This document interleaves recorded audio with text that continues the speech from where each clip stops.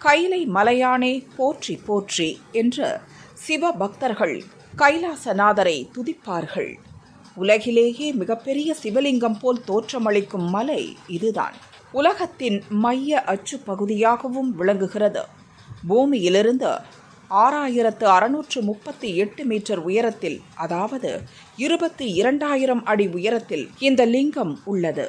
கைலாய மலையை சுற்றியுள்ள கிரிவல பாதையின் சுற்றளவு 52 கிலோமீட்டர். இந்த மலையின் வடக்கு முக பகுதியை வாமதேவ முக தரிசனம் என்றும், தெற்கு முக பகுதியை அகோர முக தரிசனம் என்றும், மேற்கு பகுதியை சத்யோஜாத முக தரிசனம் என்றும், கிழக்கு பகுதியை தத்புருஷ் முக தரிசனம் என்றும் சொல்வர். இதில் தெற்கு முகம்தான் இந்தியாவை நோக்கி உள்ளது. இந்த முகப்பகுதியில் இருந்துதான் பூலோகத்திற்கு கங்கை நதி இறங்கிய ஜடாமுடியும் சிவனின் 3 கண்களும் உள்ளது.